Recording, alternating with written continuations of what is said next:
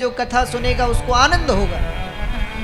और हमें न जाने कितने ही लोग ऐसे मिलते हैं जो कहते हैं महाराज हम तो बहुत परेशान हैं, हम व्रत भी करते हैं, हम उपवास भी करते हैं, हम पूजा भी करते हैं, हम यज्ञ भी करते हैं, हम हवन भी करते हैं, हम भगवान का नाम भी लेते हैं, हम भगवान का स्मरण भी करते हैं, हम मंदिर भी जाते हैं, हम माथे पे तिलक भी लगाते हैं, हम भगवान का भजन भी करते हैं, पर फिर भी हम परेशान हैं। तो आनंद का क्या तात्पर्य है? आनंद का मतलब क्या है? क्या जो भक्ति करेगा उसके जीवन में दुख नहीं आएगा? बताओ। अगर ऐसा होता तो संसार में सबसे सुखी मीरा जी होती। अगर ऐसा होता तो संसार में सबसे सुखी कबीरदास जी होते, रैदास जी होते। संसार में सबसे सुखी कुम्भन दास जी होते। पर क्या उनके जीवन में संकट नहीं थे? क्या उनके जीवन में विपत्तियां, क्या उनके जीवन में कष्ट परेशानियां नहीं थी?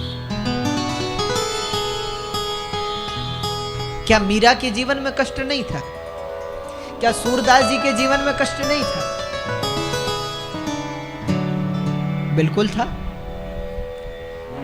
तो बोले जब इतने बड़े भक्त भी कष्ट में हैं तो फिर तब तो भक्ति करना व्यर्थ हो गया।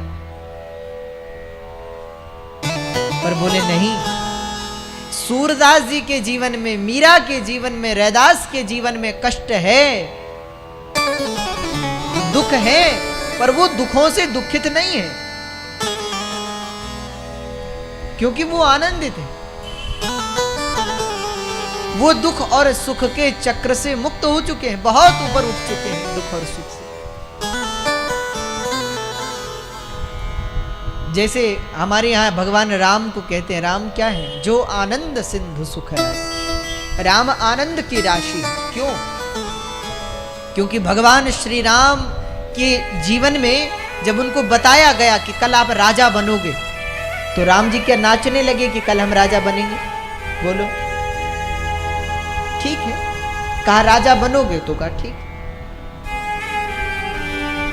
यहां तक कि राम जी के जो मित्र थे ना, उन लोगों ने सोचा कि कल तो राम राजा बन जाएंगे, तब तो प्रोटोकॉल होगा, फिर मिलने कहाँ दिया जाएगा हम लोगों को राम से।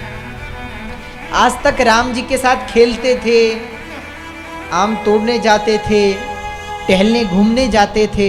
अब राजा बन जाएंगे तो बिन छत्र और बिन मुकुट के तो घूम निकलेंगे नहीं। भाई राजा के सिर पर तो परमानेंट छत्र होता है, तो फिर राजा राम फिर कहाँ हमारे साथ आएंगे? फिर कहाँ हमारे साथ आम चुराने के लिए आएंगे? तब तो राम जी तो राजा हो जाएंगे। कहाँ हमारे साथ बैठ करके फिर बातें करेंगे? कहाँ हंसी और परिहास की चर्चाएं होंगी? तब तो राजनीति की बातें होंगी। ऐसा मित्रों ने सोचा। इसलिए मित्रों ने विचार किया कि चलो आज राम से मिल आए, आज आखिरी बार राम से मिलने, क्योंकि कल से तो राम नहीं मिलेंगे, कल से तो राजा राम मिलेंगे, राजा हो जाएंगे।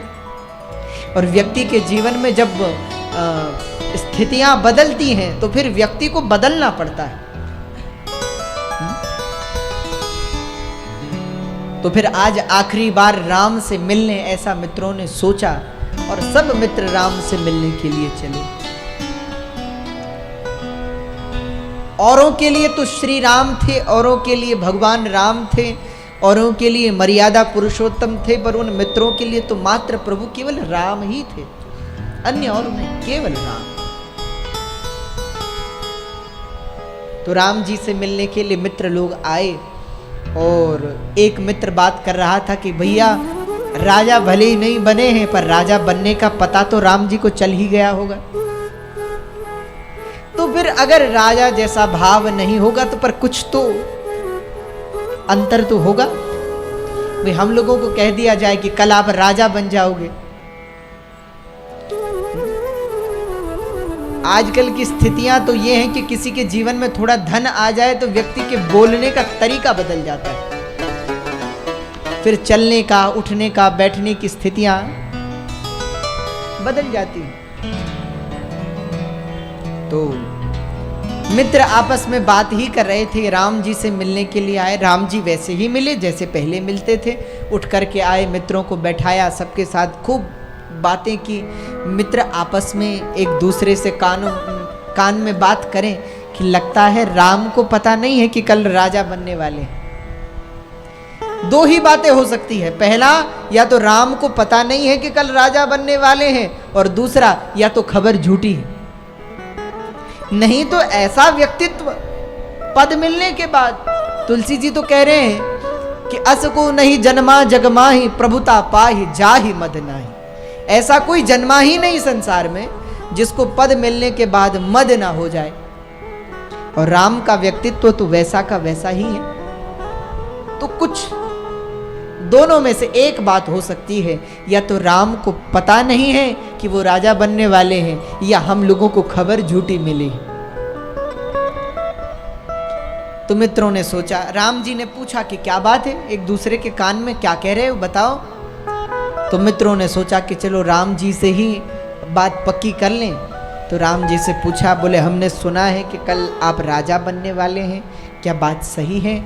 तो राम जी बोले, सुना तो हमने भी कुछ ऐसा ही है। अभी अभी गुरुदेव आकर के गए और उन्होंने बताया कि राम आज से विशेष संयम में रहना शुरू कर दो, क्योंकि कल से तुम राजा बनोगे। तो मित्रों ने राम जी से क्षमा मांगी, और मित्र कहते हैं, प्रभु आपका स्वभाव आज भी वैसा ही है जैसा पहले हुआ करता था।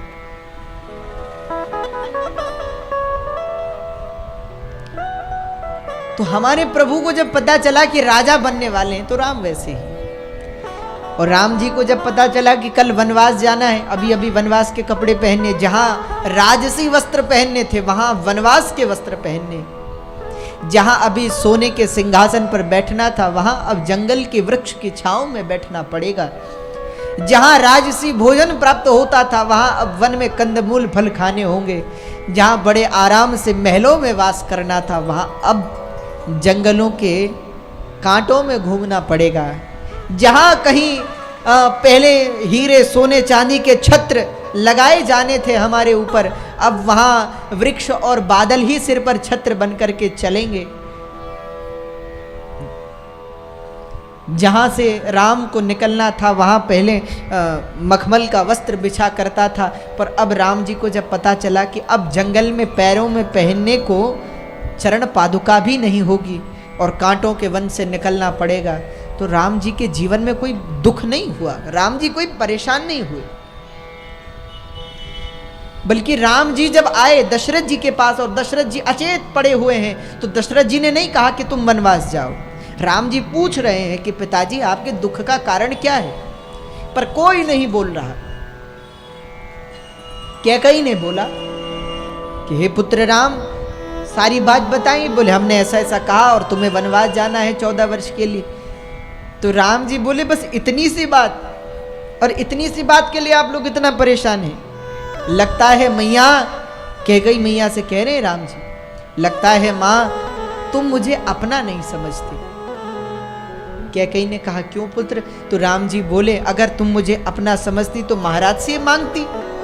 अरे मुझे आकर एक बार कह दिया होता कि पुत्र तू वनवास चला जा, मैं इससे बड़े सौभाग्य की और क्या बात हो सकती। अरे माँ तू पिता गुरु प्रभु के वाणी, बिनहि विचार करिए शुभ जानी। माता पिता गुरु और भगवान ये जो भी कहते हैं सब हमारी भलाई के लिए कहते हैं, जरूर इसमें कोई बहुत बड़ा भला हमारा होगा, इसके लिए आप हमें भेज रहे हैं। और बताओ राम जी अगर अयोध्या में रहते तो मात्र राजा राम होते, पर जब श्री राम जी वन में गए तो उस वन यात्रा ने राम को मर्यादा पुरुषोत्तम श्री रामचंद्र बना दिया। व्यक्ति के जीवन में जब संघर्ष आता है तो वो संघर्ष न केवल उसे दुख देता है बल्कि उसे योग्य बना करके जाता है। तो राम जी सहज अवस्था में है, वो सहज स्थिति आनंद की। सुख मिलने पर सुखी ना हो, दुख मिलने पर दुखी ना हो, हर स्थिति में एक सा रहे व्यक्ति। राम जी से कहे कि जाहे विधि राखे राम, ताहि विधि रही। जिस प्रकार से आप रहेंगे, जिस परिस्थिति स्थिति में आप रहेंगे, उसमें हम रहेंगे, वो आनंद की स्थिति। और हम चाहते हैं आप लोग कथा में बैठे हैं तो आनंदित होकर के कथा में बैठे, प्रसन्न होकर के कथा में बैठे, कथा में परेशान होकर के नहीं बैठना। आप बताइए, जब फोटो खींचने वाले कहते हैं कि स्माइल प्लीज, कहते हैं थोड़ा मुस्कुराइए, और फिर फोटो खींचते हैं तो कितनी अच्छी फोटो आती है। जब थोड़े से मुस्कुराने से फोटो इतनी अच्छी आ सकती है, अगर जीवन भर मुस्कुराएंगे तो जीवन भी उतना अच्छा हो जाएगा। समय तो वही रहेगा, पर आप मुस्कुराएंगे तो वो खराब समय भी अच्छे समय की तरह बीत जाएगा। इसीलिए प्रसन्नता को, आनंद को मत छोड़िए। कृष्ण के जीवन से अगर कुछ सीखना है, श्री राम के जीवन से अगर कुछ सीखना है, तो उनके मुख की मुस्कुराहट को सीख लीजिए। राम जितने सुखी सिंहासन पर बैठ करके होते हैं, उतने ही सुखी भगवान श्री राम जंगल में वृक्ष की छांव में बैठ करके प्रसन्न होते हैं। ऐसा नहीं है कि उनकी मुस्कुराहट सिंहासन पर बैठ करके खिल जाती है और जंगल में बैठ करके